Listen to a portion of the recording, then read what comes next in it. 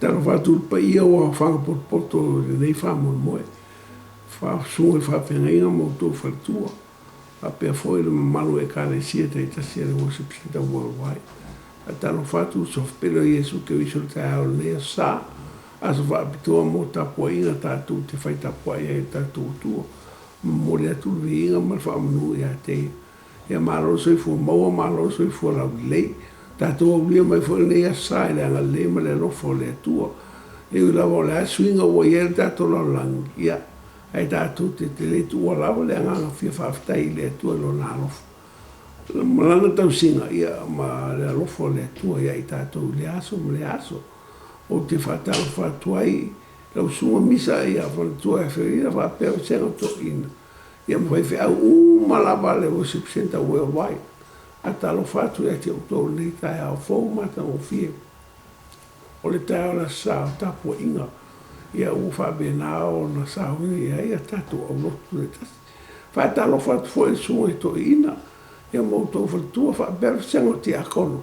Ia mai kale sia dei tasi ia vi ia le tua. Ai alo mai o le tātou launga le au sauria mai le tua. Ia ua fwoi nea sa mo i tātou ala whaamata se talo. Ia o na tātou whaono le whionga le tua o la tātou talo. Le tua le tama o e lava e au mai e se whiau mo i mātou le aso. E tai alai nei mātou i nei larolangi le tu mau. Ua whaapena ala tele suinga o iai le larolangi mātou te NOFOAIGA. Ta ia la mai mātou le wanganga. Ia mai se la wala upu. E mawai langi ma la langi. E le mawai la upu e whaapau. Whaamanuia e mātou. Ia aru la upu ma le mana ma le marosi na ia whaatonu ina e pela u whanau. I teimi whaabene i aona hora ta nuni iai. O le mātou walau le ma te tala ala e sua fwoi Jesu. Ua ole walau tuai. Amene ma amene. Ia. O se upu o la Faitauina le nei tātou. O la o sosori me foi e sunga ia Semau, wapupo Semau ma au su nei o lo matu whaatisia au kilani. Ia o la ata ia lei nai le whiau le atua nei tātou. La mau mai le lua no whai ngā tupu. O le mta au bonus furu, whai upo e lima se ia o e suman wha, la whafonga la Faitauina. Ona tu la ilo Jehoshaphat i le whakotonga Utah ma Isa ma Jerusalem. I le whalo ioma, i lumo le loto a fong, wa whampe atu. Iom vai, le atua mātou tama, e leo le atua e oe i le langi. E te le pule e oe i malo umonu esi. E leo loa au ea le mana ma le malosi, e le mawhai e se tasion te atu ia te oe. E leo lo mātou atua e oe. Na e tulia i la tau sa nofo i le nei nuu, i luma o lo nuu o Israel, ma we e fo ina mai ai i whanaua apra amola o e whaababau. Wala tu nono whai, ma whai ai mo oe le manu mo lo suafa, sa whape atu. A whai o mai me le anga i ati i mātou, po le peri, po le sala, po le whaamai, po le onge, ma mātou tutu i luma o le nei whali, atu o mau luma. Awa o iai lo suafa i le nei whali, ma mātou wala watu i atu oilo mātou pōponga, ona e whaafonga mai ai lea, ma whaaola mai, o le nei foi. Ia e sisira mai, o le whanaunga a moni, ma moapi, ma le mongo seira, o i la tōu na e le mawhai. Na le mawhai o na tu mai ai ia Israel Jehoshaphat i la tōu. Ina ua la tōu o mai le nuo ai kupito, a ua la tōu alu ese ia te i la tōu, ma ua le whaamutia i la tōu, sila ia i lātou, wa whapeo na lātou tau i mai ate i mātou, wa mai e tutuli ate i mātou ai lo tofi na e fōa i mai mo i mātou, lo mātou atu ai, e te le whamasino ea i ate i lātou, a wai le aiso mātou mālo se te e le nei wao tangata e tōtele, wa mai e tau mo i mātou, wa mātou le lo fo i se me whai, wa whasangatu i mātou i ate oe, wa tutui uta uma i lumo i ova, mo lātou tamaiti, o ala tu wava, ma la tu whanau. O na o mai leo le ngango i oba i lungo o ia ase elu, i tu tongo le whaputonga. O i o le atali o Sakaria, o le atali i o Penaia, o le atali i o Ieielu, o le atali i o Matania, o le Salevi, o lo le whanaunga a Safo. O tu se no lua la Faitauina nei ta o la bo mai le tu se le EPERU no ta po lua. Fai o mo ma fai po lua, EPERU e lua. Fai o mo ma fai po lua fa fonga la Faitauina. O le mele te tau na ti dia yo tātou na i me o tātou whanongongo iai. Nei te ai ai tātou. Awa a whai na whamawina le upuna moria mai e angelu. Tai tasi fo i soli tu la whanong whalongo tā. Ma o iai le tau i e tusai. O le tusi muni le SALAMO la fa fonga la Faitauina SALAMO lea. Lua suma fitu la Faitau. O Iova o lo umara malama ia ma lo ua tanga. O i ea se o te whewhea. O Iova o le malosi o lo wola. O te matau ea ia te ai. Na si i taua mai ia te au tangata mi o leanga. Ina ia ailo tino o e sawa mai mai ita mai ia te au. O na tau suai leo i lato ma lato pa u. E ui lava ina tola wapi se i tu taua e tau mao. E le whewhea i lo loto. E ui na si tia se taua ia te au. O te loto tele lava i le mea. E tasi le mea o wole atuai ia Iova. O le mea lava lea o te sa ili atuai. Ia o nofo i le whalo Iova ia so uma o lo wola. Ina ia o iloa atuai le matango fio Iova. Ma o sa ili lo na malu malu. Awa, na te whalilo ia te au ilo na whale a pitanga i aso vale. Na te nā tia au i le me lilo ilo na whale whai. Na te whae e tia au i le papa. O le nei. E whae e ina lo ulu i lunga o e ua ita mai ia te au. O e si o sio ia te au. O te o si ai tau langa i lo na whale whai. Ma le alanga fia fia. O te pese. Ma o whai pesenga ia Iova. Iova e. Ia e whafonga mai i lo leo. O te wala au. Ia e alofa mai. Ma ia e tali mai ia te au. O le whi au le tau mori atu mo tatu uma lea sa. Roma ua mai lea i le vaenga le te talo Jehoshaphat. I le teimi na o mai ai nune i tolu e tau mai Jehoshaphat o mo api o Amoni ma Suria. Ma o tu whatasi ia nei malo i tolu. Ma o mai e whatanga tau ia Jehoshaphat. O se au tau mutua tō tere mutua le fitau ia le tō tere le au tau ma le au tau Jehoshaphat. O le loa nei la Jehoshaphat le mea le a whai. Awa o mutua i o wale tō tere le au tau le Amoni ma Moapi ma Suria. Nei lola na au tau. O fe me ai pe whai se tau o pere ai au o mai. Ia au tau nei e tolu e whaatanga tau ia Jehoshaphat. O Jehoshaphat o le tupu o Utah. O le mela lea na wala au atua i se fatu i a Utah. O mai uma tatu whiro ai se tatu talonopa la mea lea whai. Ia ma leo mainga o Utah mai Israel. E le ma whaina la tu whawsaira. O le matua toa tele le au tau a Amoni ma Moafi ma Suria. A fua le toa tele o Israel temina e le taitai a o se toa tele e tau e se fatu o le vao tangata. O inga tau le vao tangata o le tua toa tele la wale au tau. O na poto le lungo le tua ma whaile la tua na pungi. Ia o te talo e role o se fatu.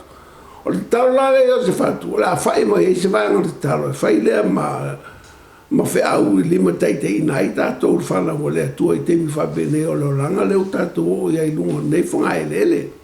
E o maua le i le whai upo suma lua whafonga la tua whai tau. Lo matou o tuai. E te le whamasino ea ia te lato. Wai le iso matou malo si te ili nei wau tangata e tō tili. Wo mai e tau mai matou. Ua matou le lo fo i se mea a whai. A ua whasanga atu i matou i a te oi. Ua whasanga atu i matou i a te oi. O le upu na whiau le lai fia moni muri atu. Alo nomingo le upu whasanga atu matou mata i a te oi. O lo tau mwhailea e tau whamara matou le upu. Ua wawa i atua mātou mata i ate oe lo mātou o tua. O nā oe e mawhai ai o na e whasosani mai ai mātou ua leiso mātou malo si te te e atua i re au tau o lo whawsanga i mai mātou nei temi. Ua matua toa te le lava i lātou e le lava i mātou. Pa mai rore se fatu, le atua e.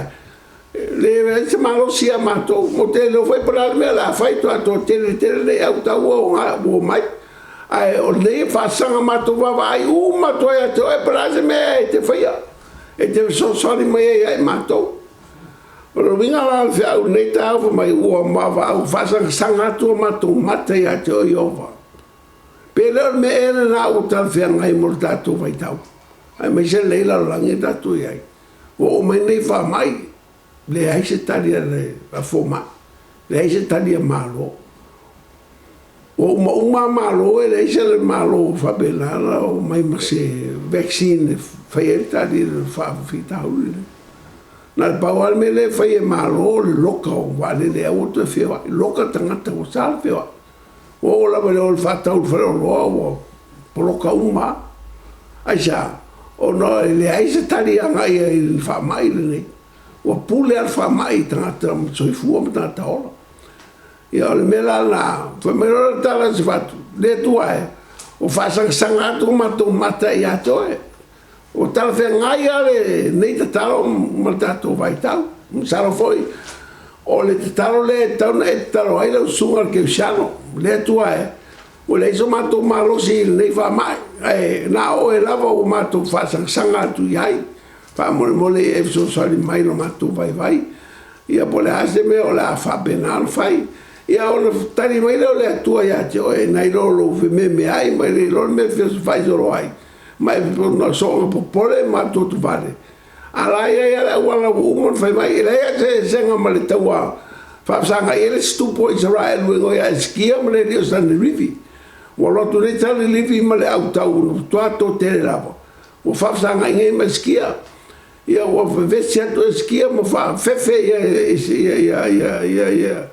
ia skia sang livi o no to tele na utau mo tele na tala leanga no fai ai skia ai fato skia ai Israelu ge o to lo lele se senga o lo ia te ele limo tata a ro ia tato le a o Iova ia mai na matua manu malo ia skia ma Israelu ia san rivi a wa wa be na ona fio mai le tu tau mai la to fa be voi la le tau le ia sfatu malo lea se fatu mai Israel e saule tu tau tota sinau ia tu ai manu malo ia o se fatu ia ele au tau nei to no tu fatas o te fa pe tu fo ia te o to mo nei tai ola sa o fitau I torno al talo nei o se fatu ma tu langa wo e tatu lo langi temine mai o te manatu o se tau o fo tatu talo le fai o se fatu tau sao ai le tua o umar matou poto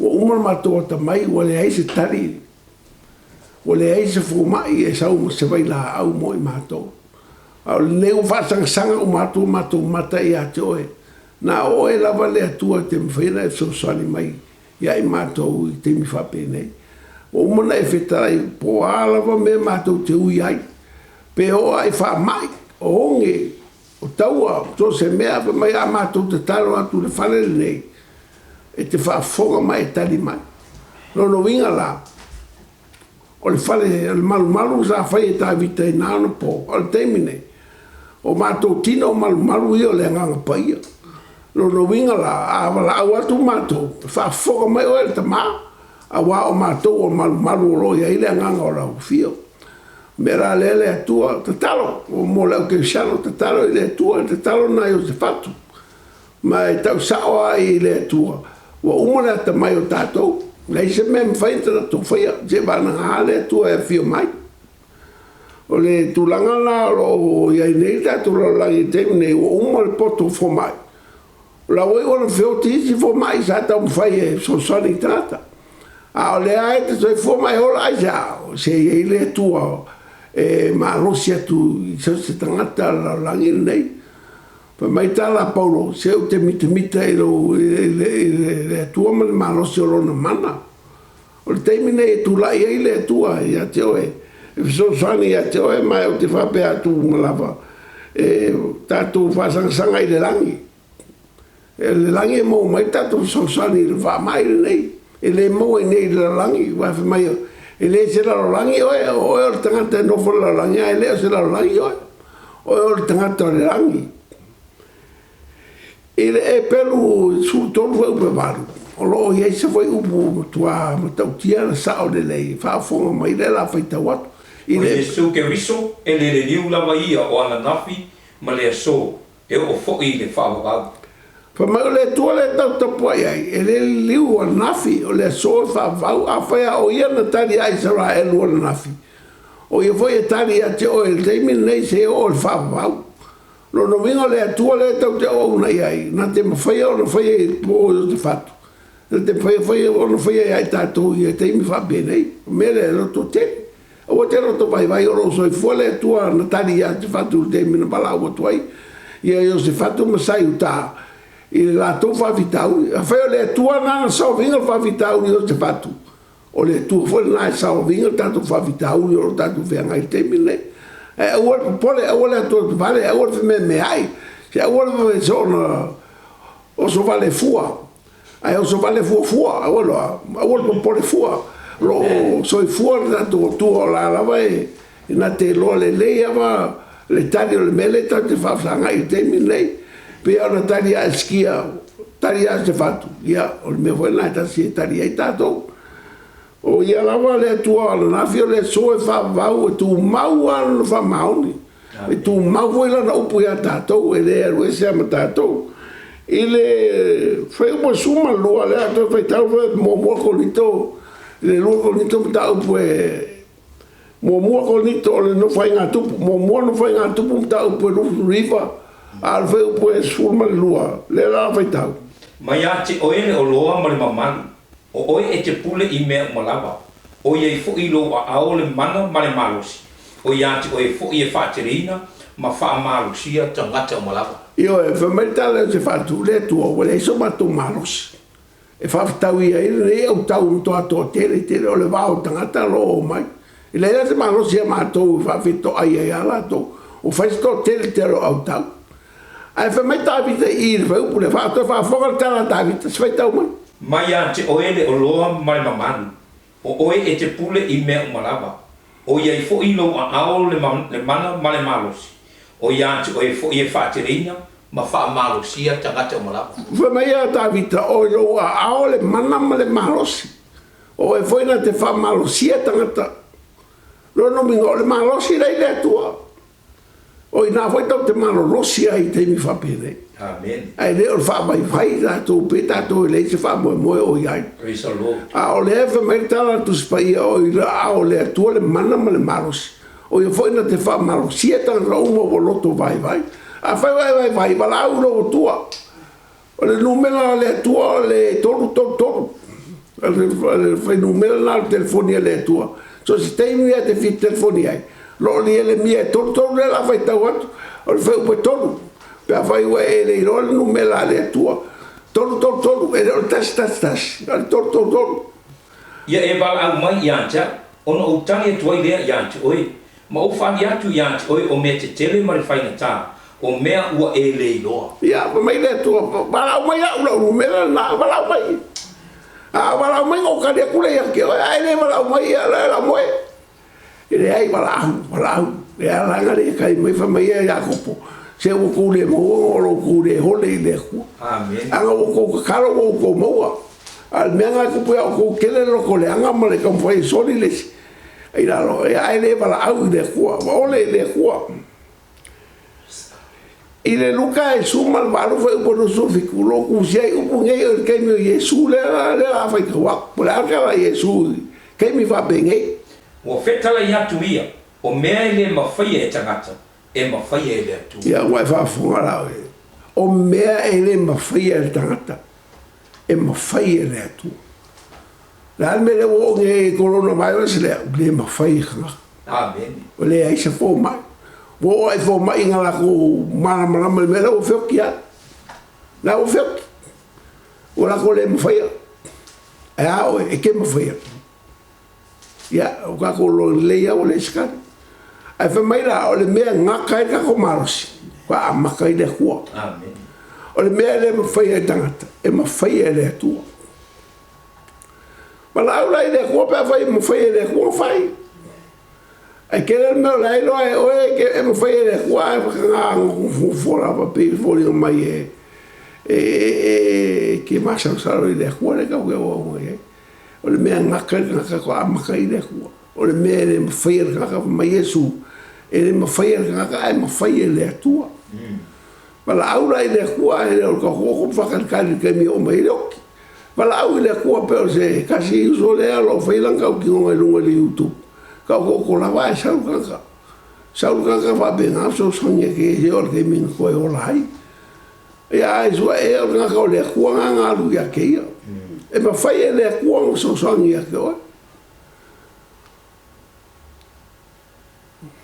O le kala salamo le sa foi ka un muri foi mai fa sanga e o makai ma le manga e o mai lo so sang e mai o valea mai kasi al so sang e ke mi ga ke momia so sang e le khua silinga ka i seu so sang e la lang le ga su e polar se fa for corona le e le fainga le fainga lai voi lo e la ke changol for mai nei ele foi se me la fa fe ka ho me e fai me o mal fa ko a o foi mal fe e e alu ke fa ka o le fa ko o ke lo fi ka la mo lo fi poco mo lo fi sili e ke mai ai ngal corona e alu mal fa ko fa mercado Jesus so se me ke foi fa ko fi ai ele foi se me fa ko mas Jesus que ele fi ai que o pa fe que ele foi fa ko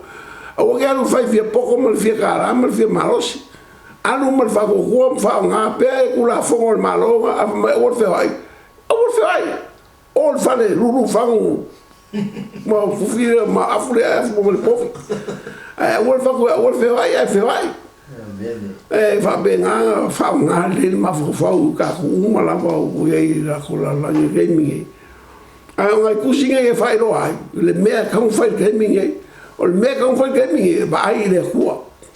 A wala koe vai kanga vai le hua. Whape ngā o ngā au mai a salama koru whawhau pa whae o fiku whawhonga mai la whaika wak. Salama koru whawhau pa lue. E o whae le fiku. E la whaika waku lau whawhonga anga. Na o sa ili atu ia Iowa, o na tali mai ai lea o ia tiao. Mana la me ina au ai mea umana o fefe ai.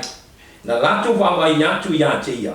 O na wha ori ina lea o i lato, e le mafo i o lato mata, na wala watu le nei tangata o tinga ina, o na wha whafonga mai ai leo Iowa, ma na whaola ia te ia i ona pōpua ngā malawa, e tola wapi le angelo Iowa e siu mi ai e, o mata tau ia te ia, e lawe ai fo i o ia te i lato. Ia wai whafonga rai e.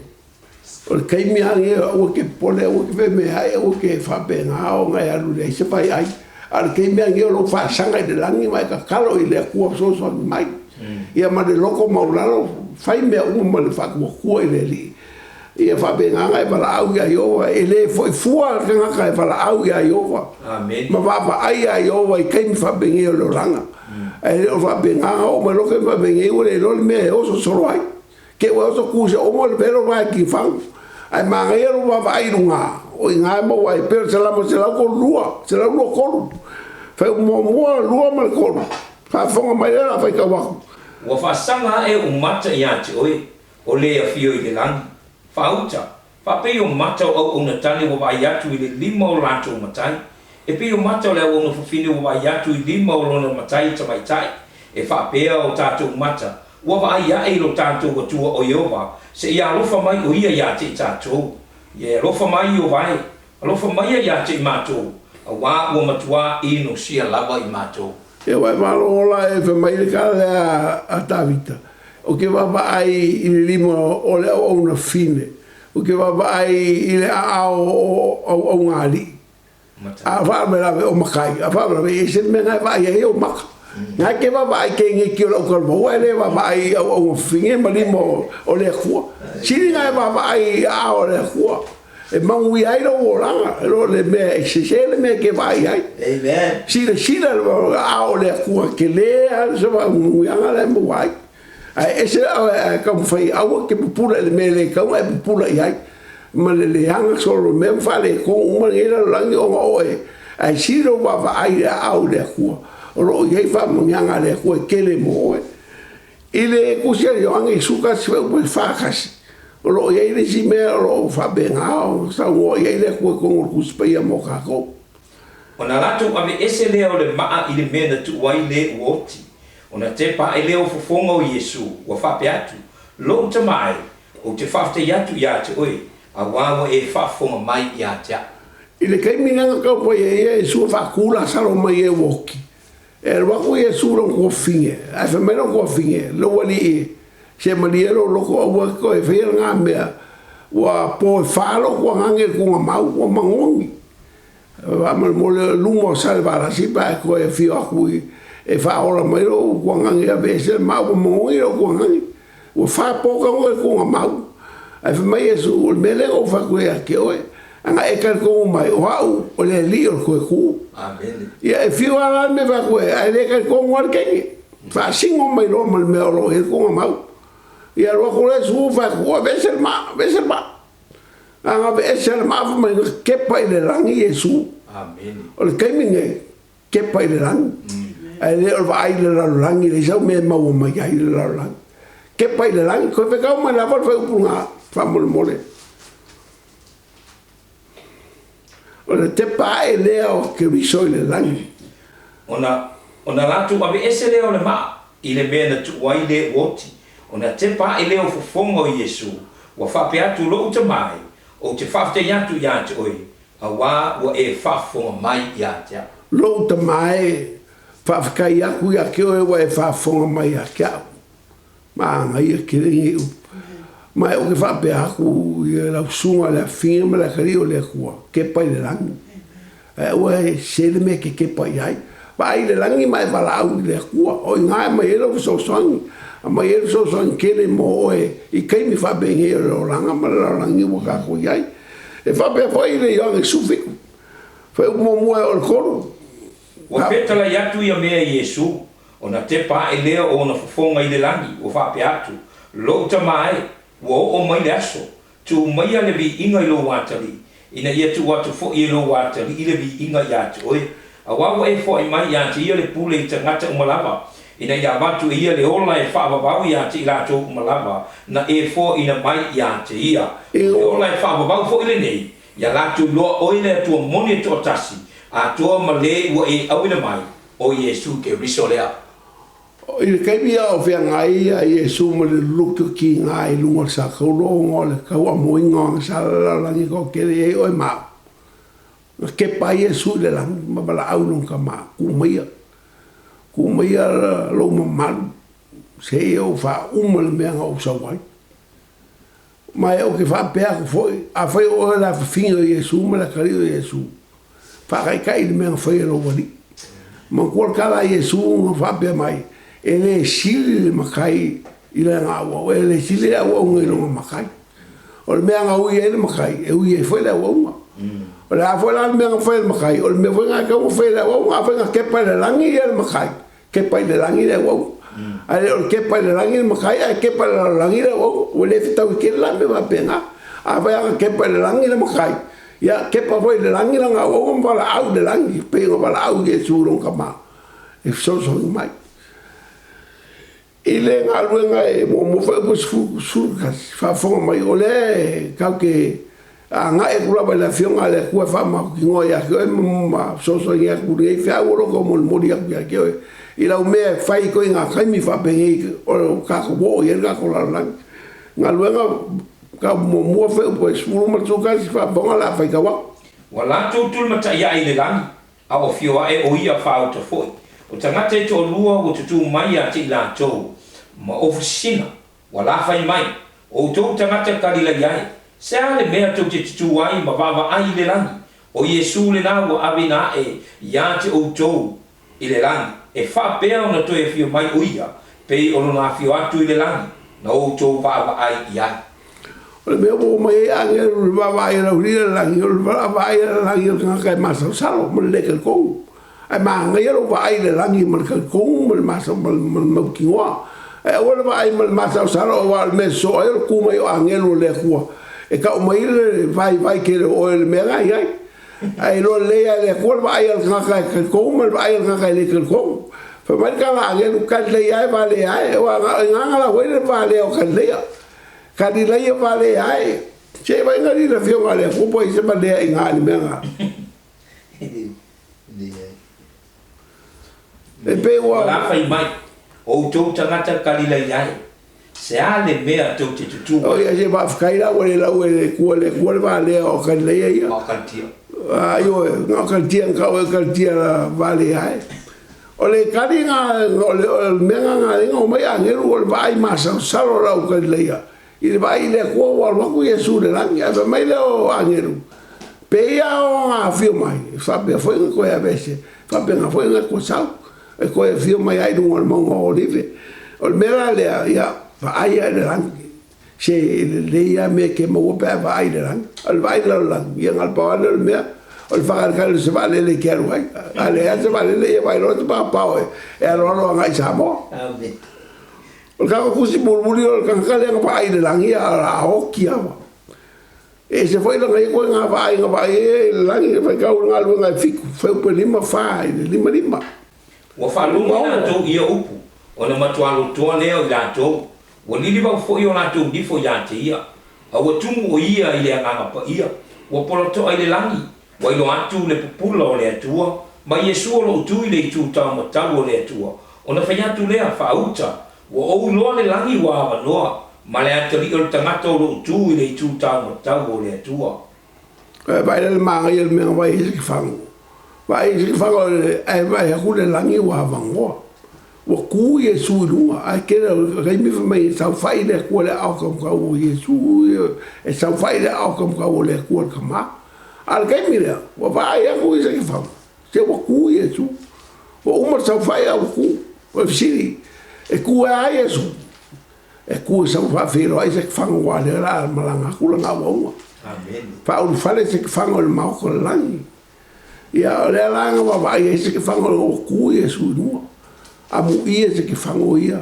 Wa vai aku i le li. O sau le li i whawhiro ai a kea. A wa ngā oke e se ki whangu le asula wa lea. O se oke se ka mangu maro. Ia whabe ngā foi. Lau sunga. Ia whabe ngā ka ko hui ringi mea le rangi. Ai whabe ngā e loko kere. Ai loko kere ke wa ai le kua waku. Ai a whai ere ai ke loko para ai mai fefe mai masa salo. E ke le vai e sua kua ke vai e se asingi. O lai ku mai. Ia o kaukara o le asingi a ke oe. E pe o kaukara i lesi ka maloa. E le kere mea whai e le asingi ka maloa ngā. E maanga ia lo vai le rangi. Ma e sura o ku mai whakari mai oe pe alo. O se kuranga ngai le mele ka o le vai le rangi. O le mea ngai kau kako wawa kako whaia nei kaimi kako wawa i le rangi. Wha mai a Jehoshaphat. O mako maka o whaasanga sanga aku i ake oe. Ngā oe a le akua mō meila mako malosi. Mako mau malo e ngei wao kanka ko kere. Ai wha mea kawa al SALAMO se la lukas. Wha umau o le walu whaafonga meila whai ka waku SALAMO se la lukas. E whaasanga ai o mata i maunga. E o mai ai lo sosoani. O lo sosoani mai ai o valea. O le na whaia le langi a toa ma le lalulangi. E le tu ina mai e ia ma pewa lo vai.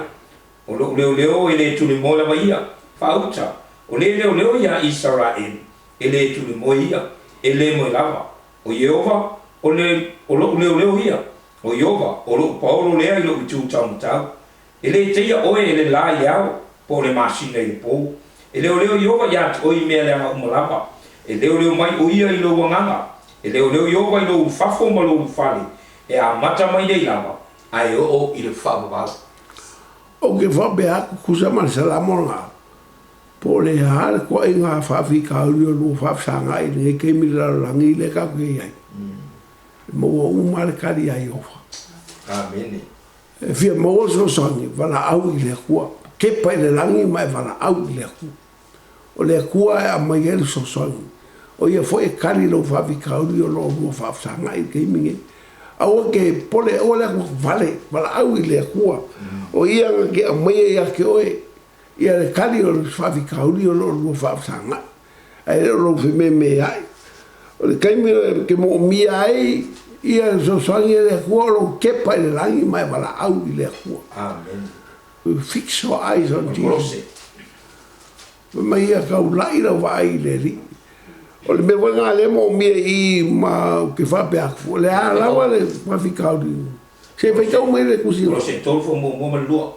Se vai kau mai fa mo. O le nei, a fai o te fatuina o tō fatasi mo Keriso. Yo tō sa ili mea o ngā o iai Keriso. O lo ti e le tū tau tau o le atua. Yo tō loto lava i mea i ngā. Ai le o mea le larolangi. A wā o ti o tō o lilo fo ilo o tō wola fatasi mo Keriso. I le atua. Ia o koe maanga ia kere ngā kara le kuspai. Le ala se si me kalaku mo mo mai o lo wa ai le langi. Se o ke wa vai le larolangi. Ia isa me mawai ke alu e le ma se mea ke ve sea. E vai e ko luo loka. O le ame ngau e liu po masima. Le ai ma se mea wanga ke unga wangalo e o so ko molo ko e maua mai. O e mo se feipu mo ako pau lava o muuma.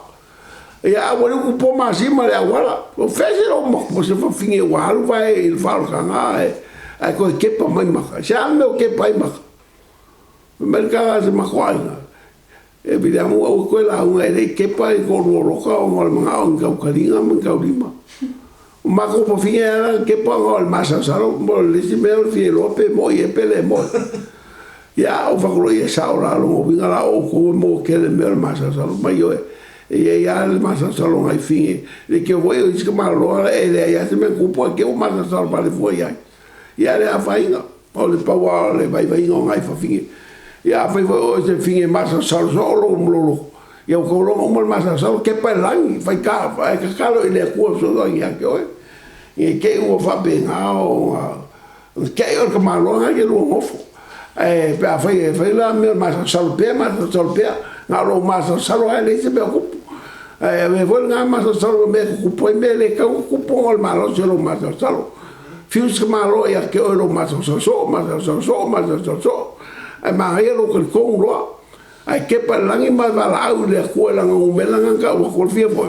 Ia le mia kor foi ue kor. Mai umelanga le kua o nge koe ngalo ia oi.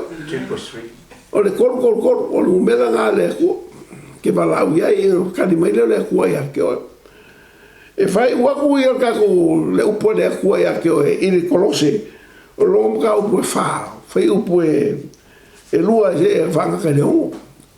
Fa fonga mai la fai ka hol kala lea o le kusi lea ngalafo e aposkolo i le kale sie kolose e fisonsongi ai alako i fa sanga i fa vikau i fa fonga la fai ka winga.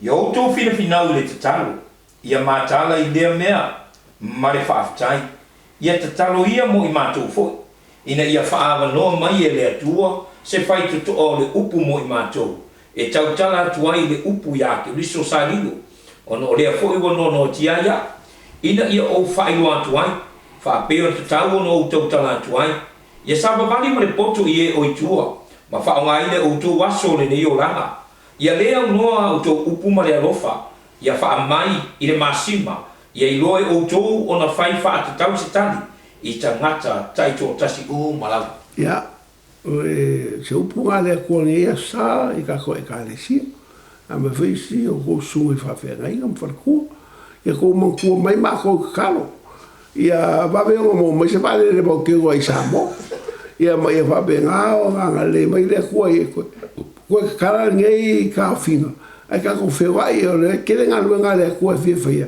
ia o ka fia o mai kulanga nei coronavirus ai sirin ka kala mai le fo le ko ia au dia mai ka ko sa ia i le vai aso ia e o ka ko por kala me fa pe o ko uma lava o fa fonga mai le ka ai se manga onga o lo fe ngai mo e o fa si fa ka o sili aku lo ma lo si mo poko o ia i wai lo pola me la fai o silinga ka di se con fiki e o lava se o ala volem fai ai onga mo mai se so sangi onga le me o e fe ngai ke mi ia le o ka ku ia ke ia so mai ka ko TV le ka mai pai mai ai ale ai ia fa ku mai po fe a me ke la mai ai si lu lo a ko ka papia ia mai fa benga ai sa ui mai le la fa ku ka lo mo e le ka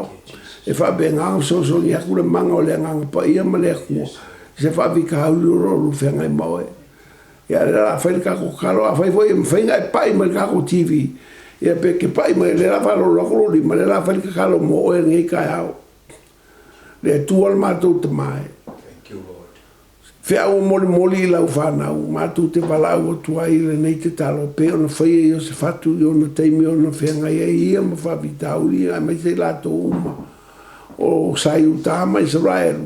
Ina o whawsanga i ma se whawitauri o le mwhaila lato marosi ona whea ngai e, ona whaia i se whainga. O le mo fo e o silinga i tari seu te whasosani. Whaia se tō tēra le au tau, a moni, Suria, ma moapi.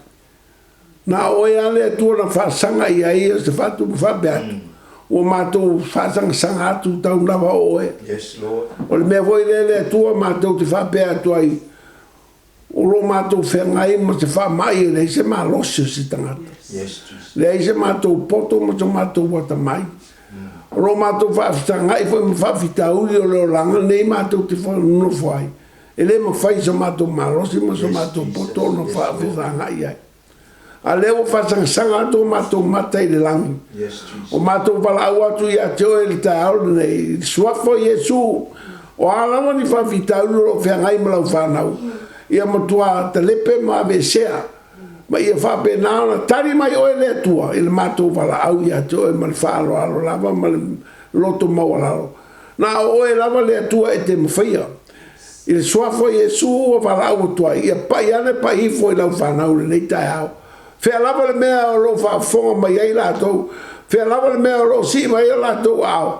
Ia e pai ane le whatu tua. Whape nao na e whai ai mea uma lava. Ma e anga le lei ai lau whanau. O uma na e whetalai. Ro e tau fia mea lo loto. A o e alo rofa i ato e. O whaanganga lea mo i lātou. O walau atu. Tala mai mea lo roto lau fia mo lau whanau. Fe soso ani mai ai mātou le nei teimi. Pape foi na sosari mai ai mato. A mato mau i New Zealand. Pui lau whanau i New Zealand. Ma Australia po whea lava me o iai. Pui au tangata. Po lava i Samoa. Ia e anga de lei se whalele mau te o ai. I suafo Yesu. Ia whabena sau mato i toto Yesu ke viso. O no o Yesu o mato vole mbala au tuai whaftai no whafonga mai. No Yesu o mato whala au tuai. And everybody says, Amen. Ia, taftai i le anga leo le atua, mātou no whatu pe New Zealand, mātou talo atu pe molo o tōro i Samoa. Ia, whamanu i le atua i sunga e whawhengainga o tātou e kālesia fia o Sararau. Whamanu i mai le atua i au una le atua lo mātou whengai nei pō ma tātou pokalame. Swafo Yesu, Amen. Si mai, 1, 2, 3. To God be the glory forever and ever. Amen.